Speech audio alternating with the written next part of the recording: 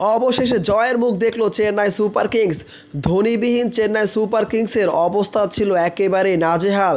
একের পর এক ম্যাচ হেরে মুখ থুবড়ে পড়ছিল চেন্নাই সুপার কিংস। তবে আজকে সঞ্জু স্যামসনের নৈপুণ্যতায় এমন একটা জয় পেয়েছে। 23 রানের কষ্ট অর্জিত জয়ের মুখটা দেখল চেন্নাই সুপার কিংস। সঞ্জু স্যামসনের 56 বলে 115 রানের একটা অপরাজিত ইনিংস।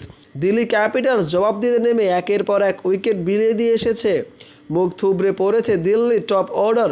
76 রানে নেই 4টা উইকেট। তখনই চেন্নাই জয়ের একটা আভাস পায়। তবে মাথা চারা দিয়ে উঠেছিল ওই দিল্লির স্টাভাস। তিনি একের পর এক 4 ছক্কার ঝুড়ি দেখাচ্ছিলেন। কোনো বলারই তার সামনে পাত্তা পাচ্ছিল না। শেষ দিকে মনে হচ্ছে এই রানটা চেস করে নেবে দিল্লি ক্যাপিটালস। তবে ওভারটনের নিয়ন্ত্রিত বোলিংয়ে দিল্লি ক্যাপিটালসের স্বপ্নটা ভেঙেছে। শেষ 2 ওভারে যখন 30 রান প্রয়োজন, 19তম ওভারেই আসেন ওভারটন। তখনই তার ওই চমৎকার একটা বোলিংয়ে উইকেট দিয়ে আসে স্টাভাস।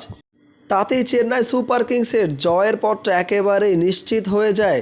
শেষ দিকে শুধু ওভারটা কমানো হয়েছে। এই জয়ে চেন্নাই সুপার কিংস এবারের আইপিএলের প্রথম জয়ের মুখটা দেখল। ধোনিবিহীন চেন্নাই সুপার কিংস কতটা যে নিশ্চুপ তা বোঝা গেছে হারে হারে। তবে সঞ্জু এবং ওভারটনের নৈপুণ্যতায় চেন্নাই সুপার কিংসের এমন চমৎকার একটা জয়। 23 রানে স্বস্তির জয়টা মিলল।